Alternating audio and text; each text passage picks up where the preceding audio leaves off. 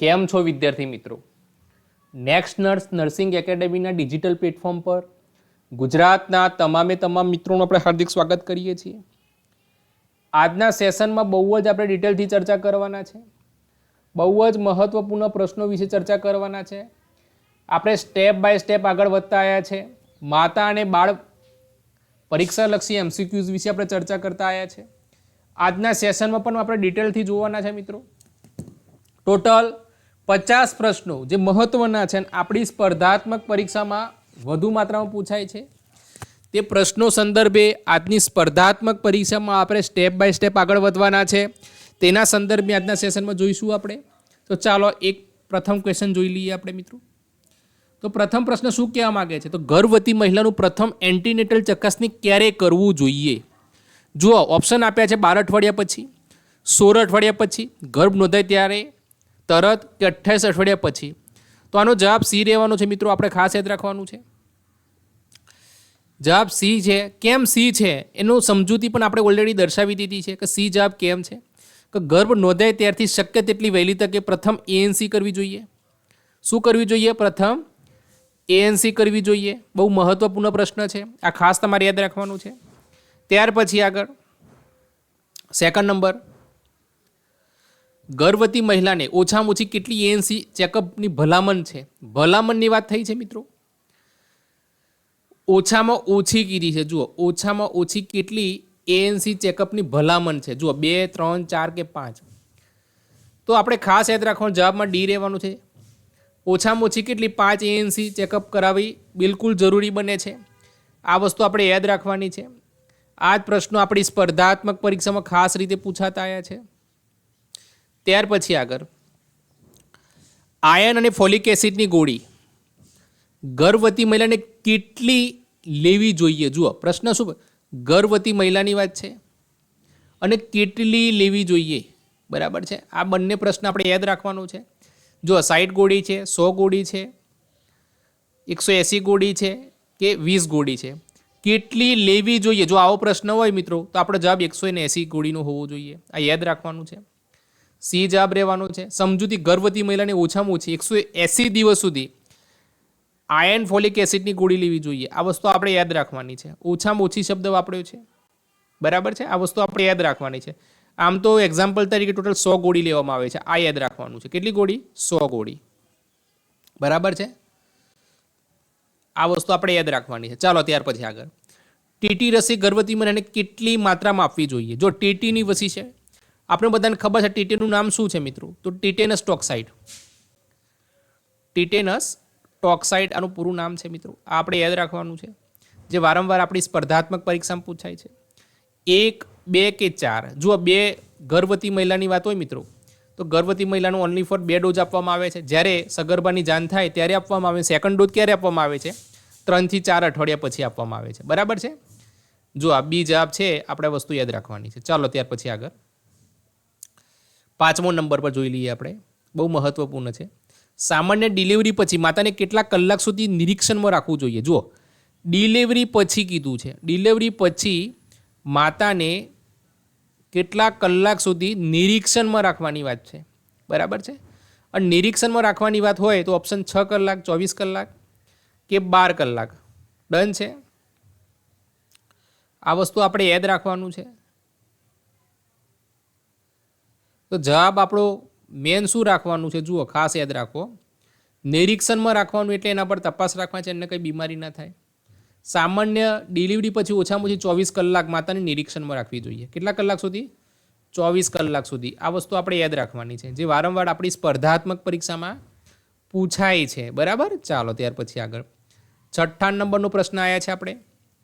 સ્તનપાન શરૂ કરવા માટે શ્રેષ્ઠ સમય કયો છે? સ્તનપાન શરૂ કરવા માટેનો શ્રેષ્ઠ સમય કીધો છે. જુઓ, સ્તનપાન તો બરાબર છે, પણ શ્રેષ્ઠ સમયની વાત થઈ છે. અને શ્રેષ્ઠ સમયની વાત હોય તો 1 કલાકની અંદર, 6 કલાકની અંદર, 24 કલાકની અંદર, 48 કલાકની અંદર. તો આપણો જવાબ રહેવો જોઈએ એ. જવાબ એ કેમ રહેવો જોઈએ? એના પાછળના મૂળભૂત કારણો જોઈ લઈએ આપણે. બાળક જન્મ પછી 1 કલાકની અંદર સ્તનપાન શરૂ કરવું શ્રેષ્ઠ માનવામાં આવે છે, બરાબર. આ વસ્તુ આપણે યાદ રાખવાની છે. અને સ્તનપાન એ બાળકનો પ્રથમ આહાર પણ કીધો છે. શું કીધો છે? બાળકનો પ્રથમ આહાર કીધો છે. શું કીધો છે? પ્રથમ આહાર. આ વસ્તુ આપણે યાદ રાખવાની છે. ચલો આગળ, ત્યાર પછી 7મા નંબર પર જઈએ. પૂર્ણ સ્તનપાન કેટલા મહિના સુધી કરવું જોઈએ? જો પૂર્ણ સ્તનપાનની વાત થઈ છે, પૂર્ણ સ્તનપાન કેટલા મહિના સુધી કરવું જોઈએ?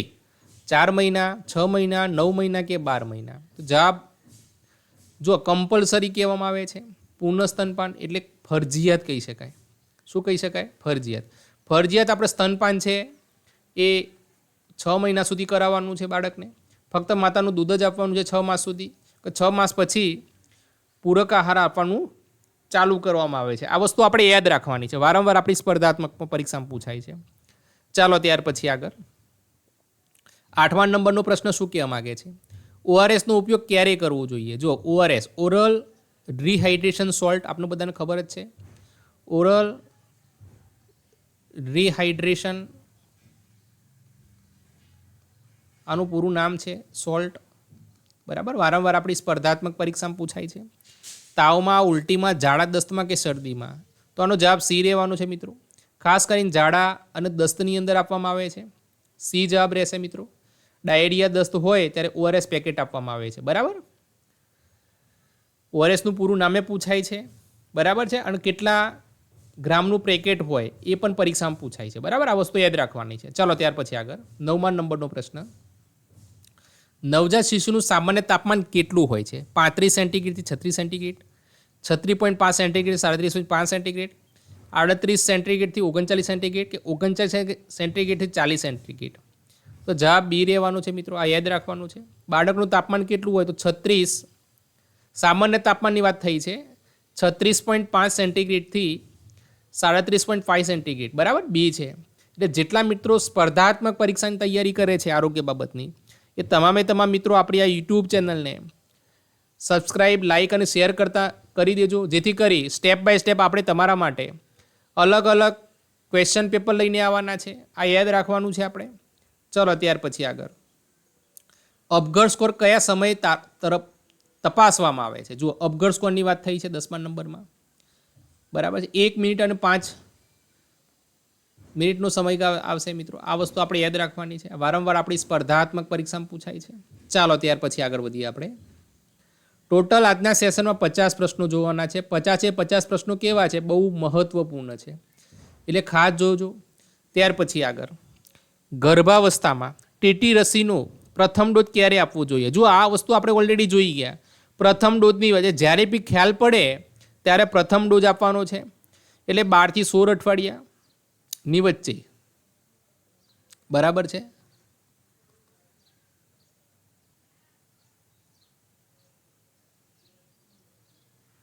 આ વસ્તુ આપણે યાદ રાખો. જ્યારે ખ્યાલ પડે પછી ડોઝ આપવાનો છે આપણે. બરાબર, ચલો 12મા નંબરનો પ્રશ્ન. પૂર્ણ ગર્ભાવસ્થા ક્યારે ગણાય? જો 32 અઠવાડિયા, 34 અઠવાડિયા, 37 અઠવાડિયા કે 40 અઠવાડિયા? ખાસ કરીને પૂર્ણ ગર્ભાવસ્થા એ 2 રીતનું સમયગાળો હોય છે. આમાં નીચેનો જે સમય છે પસંદ કરવાનો છે આપણે 37 અઠવાડિયા. કાકા 37 થી 38 અઠવાડિયા જે એ પૂર્ણ સમયગાળો કહેવામાં આવે છે. બરાબર છે, આ વસ્તુ આપણે યાદ રાખવાની છે. જવાબમાં સી જવાબ રહેવાનો છે, જે વારંવાર આપણી સ્પર્ધાત્મક પરીક્ષામાં પૂછાય છે. એટલે 37 અઠવાડિયાનો જે સમયગાળો છે એ પૂર્ણ ગર્ભાવસ્થા કહેવામાં આવે છે. બરાબર, ચાલો આગળ પછી ત્યાર પછી આમ તો 9 મહિના. કેટલા મહિના? 9 મહિના. બરાબર છે, આ રીતના યાદ રાખવાનું છે. 280 દિવસ. કેટલા દિવસ? 280 દિવસનો સમયગાળો. ચાલો આગળ. નવજાત શિશુ માટે પ્રથમ સ્તનપાન એટલે કોલોસ્ટ્રોમ કેટલા સમયની અંદર આપવું જોઈએ? જો કોલોસ્ટ્રોમની વાત છે મિત્રો. પહેલું તો નવજાત શિશુની વાત છે, પ્રથમ સ્તનપાનની વાત છે, અને કોલોસ્ટ્રોમ કેટલા સમયની અંદર આપવું જોઈએ? 6 કલાકની અંદર, 12 કલાકની અંદર, 24 કલાકની અંદર કે 48 કલાકની અંદર? તો આપણો જવાબ એક રહેવો જોઈએ. આગળ બી જોઈ ગયા આપણે પ્રશ્ન કઈ રીતનો હતો. 24 કલાકની અંદર આપવાનું છે મિત્રો. બરાબર, કેટલા કલાકની અંદર? 24 કલાકની અંદર શરૂઆત કરી દેવાની છે. એટલે કોલેસ્ટ્રોલની માત્રા વધુ માત્રામાં હશે. બરાબર, જેથી કરીને બાળકનો વૃદ્ધિ અને વિકાસ ઝડપથી જોવા મળશે અને બીમારીથી બાળક દૂર રહેવાનું છે. આ વસ્તુ આપણે યાદ રાખવાની છે. ચલો 14મા નંબરનો પ્રશ્ન. શિશુને માત્ર માતાનું દૂધ કેટલા મહિના સુધી આપવું જોઈએ? જો શિશુની વાત છે, માત્ર માતાનું દૂધ કેટલા મહિના સુધી આપવું જોઈએ? તો 6 મહિના જવાબ રહેવાનો છે મિત્રો. જે ઓલરેડી આપણે ક્વેશ્ચન જોઈ ગયા છે, જે કમ્પલસરી આપવાનું છે, ફરજિયાત છે. કેવું છે? ફરજિયાત આપવાનું છે. બરાબર. ચાલો આગળ. બીસીજી રસી કયા રોગથી બચાવે છે? જો બીસીજી પોલિયો છે, ક્ષય રોગ છે, ડિપ્થેરિયા છે, કાળી ઉધરસ છે. તો બીસીજી રસી છે ક્ષય રોગ એટલે ટીબી રોગ સામે પ્રોટેક્શન આપવાનું કામ કરે છે. બરાબર. કયો રોગ છે? ટીબી નામનો રોગ છે. અને આ બીસીજી છે એનું સંશોધન કોના દ્વારા કરવામાં આવ્યું છે તમારે મને જાણ કરવાની છે. બરાબર. ક્ષય રોગ એ ફેફસાને થતો રોગ છે. બરાબર છે. લંગ્સ એટલે લંગ્સની અસર થતો રોગ છે. આ બી યાદ રાખવાનું છે. બરાબર. ચાલો આગળ. ત્યાર પછી 16 નંબરનો પ્રશ્ન છે. ગર્ભાવસ્થામાં iron folic acid IFA tablet ક્યારે શરૂ કરવી જોઈએ? ગર્ભના 1 મહિના પછી, ગર્ભના 2 મહિના પછી, ગર્ભના 3 મહિના પછી કે ગર્ભના 4 મહિના પછી? તો જવાબમાં બી રહેવાનું છે મિત્રો. ગર્ભના બીજા મહિનાથી આઈએફએ ટેબ્લેટ શરૂ કરવામાં આવે છે મિત્રો, જે વારંવાર આપણી સ્પર્ધાત્મક પરીક્ષામાં પૂછાય છે. ચાલો ત્યાર પછી આગળ. કિશોરીઓમાં રક્તની કમી એટલે એનેમિયા. જો કિશોરીની વાત છે, બરાબર છે, કિશોરીમાં રક્તની કમી એટલે હિમોગ્લોબિનનું સ્તર ઓછામાં ઓછું કેટલું હોવું જોઈએ? 9 ગ્રામથી 10 ગ્રામ, 11 ગ્રામ કે 12 ગ્રામ? જવાબ રહેશે આપણો 11. બરાબર છે. 11 ગ્રામ જે ટકાવારીમાં રહેવાનું છે મિત્રો. આ ખાસ યાદ રાખવાનું છે. વધુ સામાન્ય ગણવામાં આવે છે. ત્યાર પછી આગળ 18 નંબરનો પ્રશ્ન છે. માસિક ચક્રનો સામાન્ય સમયગાળો કેટલા દિવસનો હોય છે? 21 દિવસ, 24 દિવસ, 28 દિવસ કે 35 દિવસ? તો માસિક ચક્રનો જે સમયગાળો છે મિત્રો એ 28 દિવસનો હોય. કેટલા દિવસનો હોય? 28 દિવસનો સમયગાળો હોય છે. બરાબર છે. આ યાદ રાખવાનું છે. સી જવાબ રહેવાનું છે. એટલે માસિક ચક્ર સામાન્ય રીતે 28 + 7 દિવસ એમ 21 થી 35 દિવસનો હોય છે. આ વસ્તુ આપણે યાદ રાખવાની. બરાબર. ચાલો આગળ. સમજૂતી ઓલરેડી આપી દીધેલી છે. એટલે નવા વિદ્યાર્થીઓ છે જે મિત્રો વિડીયો જોઈ રહ્યા છે, તમામ મિત્રો પહેલાં લાઇક આપી દેજો, જેથી કરીને આગળ પણ સેશન આપણે મૂકવાના છે. કિશોરીઓમાં માસિક સ્ત્રાવ સમયે કઈ બાબતનું ખાસ ધ્યાન રાખવું જોઈએ? વધારે વ્યાયામ કરવો, સ્વસ્થતા જાળવવી, વધુ મીઠું ખાવું કે પાણી ઓછું પીવું? જો માસિક સ્ત્રાવ વખતે શું કરવામાં આવે છે? સ્વસ્થતા રાખવી. બહુ મહત્વપૂર્ણ મુદ્દો છે. આ યાદ રાખવાનું છે. સેનેટરી નેપકિનનો ઉપયોગ કરવામાં આવે છે મિત્રો. આ યાદ રાખવાનું છે. ત્યાર પછી આગળ ઓઆરએસ દ્રાવણનો ઉપયોગ મુખ્યત્વે કયા સમયે થાય છે? તાવ સમયે, ઉલટી, ઝાડા, ખાંસી, માથાનો દુખાવો. જો ઉલટી અને ઝાડા વખતે કરવામાં આવે છે, બહુ સરળ છે. એ આગળ આપણે ઓલરેડી ક્વેશ્ચન જોઈ ગયા છે. બરાબર છે. ચાલો ત્યાર પછી થોડા આગળ વધીએ આપણે.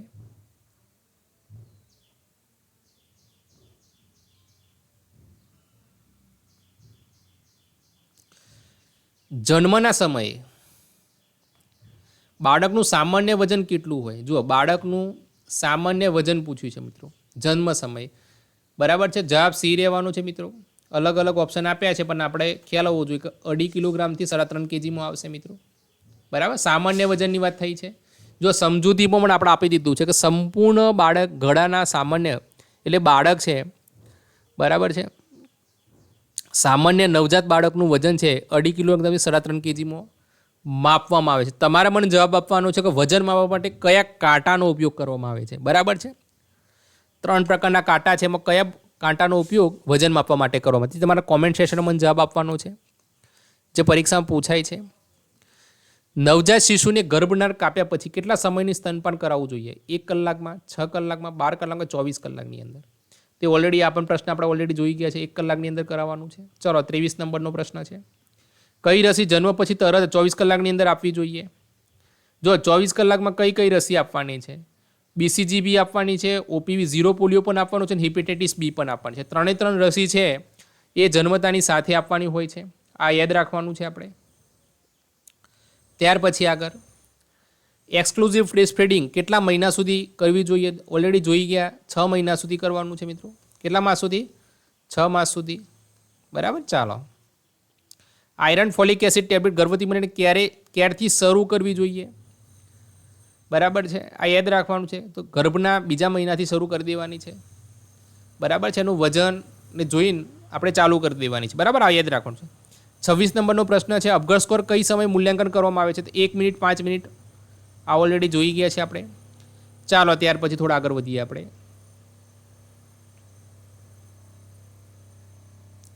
પોષણ માટે સ્તનપાન કરાવતી માતાને વધારેમાં વધારે દરરોજ કેટલી ઉર્જા આહાર લેવો જોઈએ? જુઓ, પોષણ માટે અને સ્તનપાન વાળી વાત છે મિત્રો. સ્તનપાન કરાવતી માતાની વાત થઈ રહી છે. તો સ્તનપાન કરાવતી માતા છે મિત્રો, એને કેટલી વધારાની કેલરી લેવી જોઈએ? તો 500 કેલરી વધુ માત્રામાં લેવી જોઈએ. આ યાદ રાખવાનું છે. આમ તો 550 નેટ આવે છે, બરાબર. આ વસ્તુ આપણે યાદ રાખવાની છે. કેટલી આવશે? આનો જવાબ સી રહેવાનો છે મિત્રો. આ યાદ રાખવાનું છે. અને ગર્ભવતી મહિલા છે ને કેટલી કેલરી વધુ લેવી જોઈએ? તો 300 કેલરી વધુ લેવી જોઈએ, બરાબર. આ વસ્તુ બંને પ્રશ્નો યાદ રાખવાના છે. ડીપીટી રસી કેટલા ડોઝ આપવામાં આવે છે? તો ડીપીટીના ટોટલ કેટલા ડોઝ આપવામાં આવે છે? 3 ડોઝ. 6મા અઠવાડિયા, 10મા અઠવાડિયા અને 14મા અઠવાડિયા, બરાબર. ટોટલ 3 ડોઝ આપવામાં આવે છે. 6ઠો, 10મો અને 14મો અઠવાડિયું. ડિપ્થેરિયા, પર્ટિટ્યુસ અને ટીટેનસ એનું પૂરું નામ છે. ત્યાર પછી આગળ, નવજાત શિશુમાં હાઇપોથર્મિયાના કઈ રીતે રોકી શકાય છે? બરાબર. હાઇપોથર્મિયા બહુ ભયંકર પ્રકારનો રોગ છે મિત્રો, બરાબર. એનાથી કઈ રીતના બચી શકાય છે તેના સંદર્ભે આપણે પ્રશ્નો જોઈ લઈએ ઓલરેડી. તો બાળકને ઠંડા પાણીથી નવડાવવું, બાળકને ગરમ રાખવું અને વાળ સાથે ચામડીથી ચામડીનો સંપર્ક રાખવો, બાળકને પંખા નીચે સુવડાવવું કે બાળકને એકલું રાખવું? જવાબ બી રહેવાનું છે મિત્રો. બાળકને ગરમ રાખવું અને વાળ સાથે ચામડીથી ચામડીનો સંપર્ક રાખવો જોઈએ, બરાબર. જેને આપણે કાંગારૂ કેર પણ કહેવામાં આવે છે, બરાબર. Kangaroo care. આ યાદ રાખવાનું છે, બરાબર. વારંવાર પ્રશ્નો પૂછાય છે પરીક્ષાની અંદર. ચાલો ત્યાર પછી થોડા આગળ વધીએ આપણે. ડાયરિયાથી બચવા માટે સૌથી મહત્વપૂર્ણ શું છે? જો ડાયરિયા એ બહુ મહત્વપૂર્ણ બીમારી છે, જેને આપણે અતિસાર તરીકે ઓળખતા આવ્યા છે ડાયરિયાને, બરાબર. ઉકળેલું પાણી અથવા સ્વચ્છ પાણી પીવું, ખુલ્લામાં સ્વચ્છ જવું, હાથ ન ધોવા કે ગંદુ ખાવું, બરાબર છે. ડાયરિયા બચવા માટે શું કરવાનું છે? તો ઉકાળેલું ગરમ પાણી વાપરવાનું છે મિત્રો, અને સ્વચ્છ પાણી પીવું. આ બંનેનો આગ્રહ રાખવાનો છે, જેથી કરીને આપણે એનાથી બચી શકાય છે, બરાબર. આ વસ્તુ આપણે યાદ રાખવાની છે. ચાલો 31 નંબરનો પ્રશ્ન આવી ગયા છે મિત્રો. આપણે ગર્ભાવસ્થાના બીજા ત્રિમાસિક એટલે 4 થી 6 માસમાં કયા ફેરફારો વધુ જોવા મળે છે? ઉલટી અને કમજોરી છે, બરાબર છે. ગર્ભની વૃદ્ધિ અને માતાનો ઉર્જા વધે છે. તો આપણે આ જ વસ્તુ યાદ રાખવાની છે. ગર્ભની વૃદ્ધિ થશે મિત્રો. 4 થી 6ઠા મહિને શું જોવા મળશે? ગર્ભની વૃદ્ધિ થાય અને માતાની અંદર ઉર્જા વધશે મિત્રો. આ બંને કોન્સેપ્ટ યાદ રાખવાના છે. ચલો ત્યાર પછી આગળ, ગર્ભ શિશુની હાર્ટબીટ કયા અઠવાડિયે સ્ટેથોસ્કોપથી સાંભળવામાં આવે છે? એક તો 12મા અઠવાડિયે, 16મા અઠવાડિયે, 20મા અઠવાડિયે કે 24મા અઠવાડિયે? તો બી જવાબ રહેવાનું છે 16મા અઠવાડિયે, બરાબર. આ વસ્તુ આપણે યાદ રાખવાની છે. કયા અઠવાડિયે? 16મા. ચાલો ત્યાર પછી આગળ, પ્રસૂતિની ત્રીજી અવસ્થા કેટલા સમયમાં પૂર્ણ થાય? 5 થી 15 મિનિટ, 15 થી 30 મિનિટ, 30 થી 60 મિનિટ, 1 થી 2 કલાકમાં, બરાબર છે. તો પ્રસૂતિની ત્રીજી જે અવસ્થા છે મિત્રો, જેને થર્ડ સ્ટેજ ઓફ લેબર તરીકે ઓળખવામાં આવે છે, જેને 5 થી 15 મિનિટમાં પૂર્ણ થાય છે મિત્રો, બરાબર. ચાલો, જે લાસ્ટ પિરિયડ તરીકે પણ ઓળખવામાં આવે છે. આ બંને પ્રશ્ન બધા અલગ અલગ પરીક્ષામાં પૂછાય. ચલો આગળ, અપઘડ સ્કોરમાં એ શું સૂચવે છે મિત્રો? અપઘડ સ્કોરની અંદર એપિરન્સ એટલે દેખાવ, એક્ટિવિટી, એબસેન્સ કે એજ, બરાબર છે. તો એપિરન્સ એટલે દેખાવ સૂચવે છે મિત્રો. આ વસ્તુ આપણે યાદ રાખવાનું છે. ચલો આગળ, સ્તનપાન શરૂ કરવાનું શ્રેષ્ઠ સમય કયો છે? ઓલરેડી જોઈ ગયા છે. જન્મ પછી 1 કલાકમાં શરૂ કરી દેવો જોઈએ, બરાબર. ચાલો આગળ, 6 મહિના પછી બાળકને કયું આહાર આપવું જોઈએ? માતાનું દૂધ, ગાયનું દૂધ, ગાળેલું પાણી કે ફળનો રસ આપવાનો છે આપણે? જો 6 મહિના સુધી છે એ બાળકને કયું આહાર આપવું જોઈએ? જો આ પ્રશ્ન સમજવાનો છે અને પછી લખવાનું છે આપણે. તો 6 માસ સુધી માત્ર માતાનું દૂધ, નથી કોઈ પ્રકારનું પ્રવાહી કે કોઈ અન્ય પ્રવાહી આપવાનું. માત્ર શું આપવાનું છે? માતાનું દૂધ જ આપવાનું છે, જેમાં કોલેસ્ટ્રોલની માત્રા સૌથી વિપુલ માત્રામાં હોય છે. ચલો આગળ, સામાન્ય રીતે બાળકને જન્મ પછી સ્વસ્થ વજન કેટલું હોય છે? જુઓ, સ્વસ્થ વજન પૂછ્યું છે, કેટલું હોય છે? 2 થી 2.5 કિલોગ્રામ, 2.5 કિલોગ્રામથી 3.5 કિલોગ્રામ, 3.5 થી 4.5 કિલોગ્રામ, 4.5 થી 5 કિલોગ્રામ. તો સામાન્ય વજન સ્વસ્થ વજન પૂછ્યું હોય તો 2.5 કિલોગ્રામથી 3.5 kg, બરાબર, અથવા તો 3 kg. આ બંનેમાંથી એક જવાબ સાચો રહેશે. બરાબર, યાદ રાખવાનું. ચાલો આગળ. ફોલિક એસિડ ગર્ભાવસ્થામાં ક્યારે આપવું જોઈએ? ગર્ભધારણ પહેલાં અને પ્રથમ 3 મહિના પછી, પ્રથમ 1 મહિનામાં, આખા ગર્ભકાળની અંદર, અંતિમ 3 મહિનામાં. જુઓ, આપણે પહેલું તો ઓપ્શન યાદ રાખવાનું. ગર્ભધારણ પહેલાં 3 મહિના સુધી આપણે ખાસ ફોલિક એસિડ આપવાનું છે, જેથી માતા અને બાળક બંનેનું તંદુરસ્તી જળવાઈ રહે. ચાલો ત્યાર પછી આગળ. 39 નંબરનો પ્રશ્ન છે. નવજાત શિશુમાં રસીકરણનો પ્રથમ ડોઝ ક્યારે અપાય છે? જો નવજાત શિશુની વાત છે અને રસીકરણનો પ્રથમ ડોઝ પૂછ્યો છે, જન્મના દિવસે, જન્મના 7 દિવસે, 1 મહિનામાં કે 6 મહિનામાં મિત્રો? તો જન્મના દિવસે જ મિત્રો ડોઝ આપવામાં આવે છે. 3 રસી આપણે ઓલરેડી આગળ જોઈ ગયા છે. બરાબર, હિપેટાઇટિસ બીની રસી આપવામાં આવે છે, BCG, 0 પોલિયો આપવામાં આવે છે. નવજાત શિશુનું શરીરનું તાપમાન સામાન્ય રીતે કેટલું હોય છે? જુઓ, સામાન્ય રીતે તાપમાન પૂછ્યું છે. જવાબમાં બીપી આપ્યો છે 36.5 સેન્ટીગ્રેડથી 37.5 સેન્ટીગ્રેડ છે. આ વસ્તુ આપણે યાદ રાખવાની છે. ચાલો ત્યાર પછી થોડા આગળ વધીએ આપણે. શિશુમાં ડાયરિયા થવાના મુખ્ય કારણ જણાવો. કયું છે?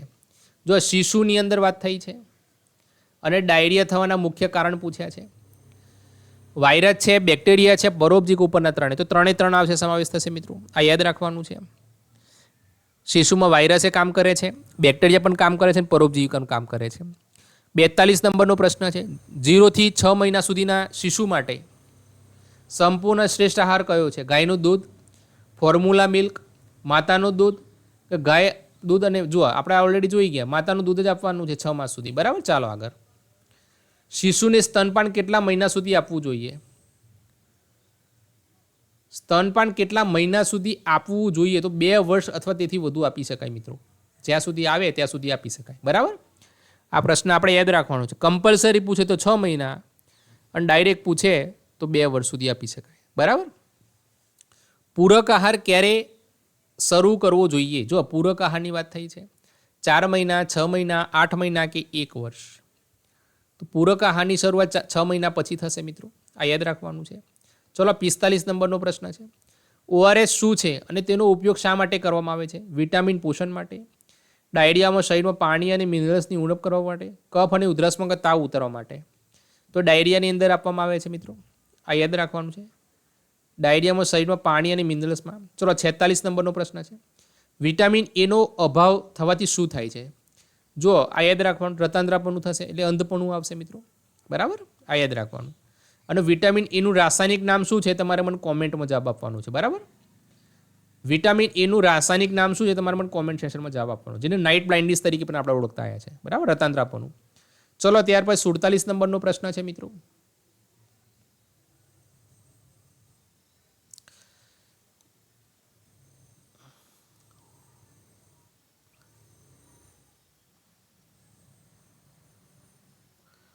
કયા રસીકરણથી ટીટેનસ રોગ રક્ષણ મળે છે મિત્રો? કઈ રસી એવી છે જેનાથી ટીટેનસથી રક્ષણ? આ ટીટેનસ બહુ ભયંકર રોગ છે મિત્રો, જેને આપણે ધનુર્વાત તરીકે ઓળખતા આવ્યા છે. બરાબર છે, ધનુર્વાત તરીકે ઓળખતા આવ્યા છે. જે ટીટી નામની રસી આપવામાં આવે એનાથી મટી જાય છે. બરાબર, આ વસ્તુ આપણે યાદ રાખવાની છે. ચાલો ત્યાર પછી આગળ. અપઘડ સ્કોરમાં આરનો અર્થ શું થાય છે? જુઓ, અપઘડ સ્કોરની વાત થઈ છે ને આરનો અર્થ પૂછ્યો છે મિત્રો. બરાબર છે, રિસ્પોન્સ, રેસ્પિરેશન, રેફ્લેક્સ કે રેડિયસ? તો રેસ્પિરેશન આપણે યાદ રાખવાનું છે. બરાબર છે, રેસ્પિરેશન એનો મિનિંગ થાય છે મિત્રો. ચાલો ત્યાર પછી 49 નંબરનો પ્રશ્ન છે. સારી વ્યક્તિગત સ્વસ્થતા જાળવવાથી કઈ બીમારીઓથી બચી શકાય? સારી વ્યક્તિગત સ્વસ્થતા જાળવવાથી કઈ બીમારીથી બચી શકાય? Diarrhoea, typhoid, hepatitis A, diarrhoea, BP, હૃદયરોગ છે, કેન્સર છે, ટીબી છે, ઉપરના બધા છે મિત્રો. તો ડાયરિયા છે, ટાઇફોઇડ છે, બરાબર, આ બધાથી બચી શકાય. આ યાદ રાખવાનું છે. ચલો 50 નંબરનો પ્રશ્ન છે. માતાને ગર્ભાવસ્થામાં કેટલી ટીટી રસી આપવામાં આવે છે? તો 2 રસી આપવામાં આવે છે. બરાબર છે, આ વસ્તુ આપણે યાદ રાખવાની છે. એટલે જેટલા પણ મિત્રો આપણું આ સેશન જોઈ રહ્યા છે તમામ મિત્રોનું આપણે હાર્દિક સ્વાગત કરીએ છીએ. અને જે મિત્રોએ અમારી ચેનલને સબસ્ક્રાઇબ, લાઇક અને શેર નથી કરી, શેર કરી દેજો. જોઈશું, આપણે મળીશું નેક્સ્ટ લેક્ચરની અંદર. બરાબર, ચાલો.